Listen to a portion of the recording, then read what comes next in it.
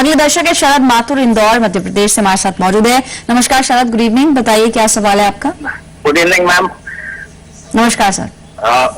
Ma'am मेरा question ये है कि मेरी मदर 2012 में डेथ हो गई उनकी, और उनकी एफडीआर थी जी। उस पर एफडीआर पर जो इंटरेस्ट मिला उस पर टीडीएस डिडक्शन हो गया।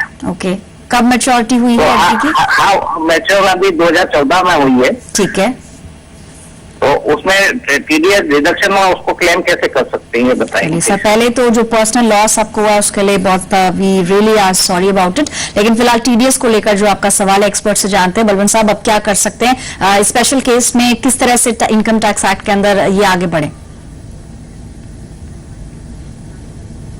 देखिए शरद जी, ऐसा है कि जो डेथ हो गई है आपके मदर की और जो टीडीएस कटा है तो वो दो भाग में होता है। एक तो जो उस साल का अप्रैल से जो जिस दिन डेथ हुई है वो एक पीरियड है, और एक बाद वाला पीरियड है। तो जो पहले वाला पीरियड है उसका रिटर्न आपको फाइल करना पड़ेगा एज ए लीगल रिप्रेजेंटेटिव, और जो टीडीएस कटा है वो आप क्लेम कर सकते हैं। और बाद वाले पीरियड का जो रिटर्न का जो है टीडीएस का रिफंड का क्लेम है वो उनकी एस्टेट का, या जो अगर विल वगैरह बनाई है तो जो एग्जीक्यूटर है वो रिटर्न फाइल कर सकते हैं। तो जो जिस साल में डेथ हुई है उस साल में वो रिटर्न फाइल होंगे, और जो प्रोपोर्शनेटली जो टीडीएस की अमाउंट है वो आपको क्लेम करनी पड़ेगी। और जो लीगल रिप्रेजेंटेटिव या जो एग्जीक्यूटर है वो इनकम टैक्स का रिटर्न साइन कर सकते हैं, और वो टीडीएस के जो टीडीएस कटा है वो क्लेम कर सकते हैं। ज्यादा जानकारी के लिए मेरी राय रहेगी कि आप कोई चार्टर्ड अकाउंटेंट को कांटेक्ट करिए, तो वो आपको डिटेल में समझा पाएंगे।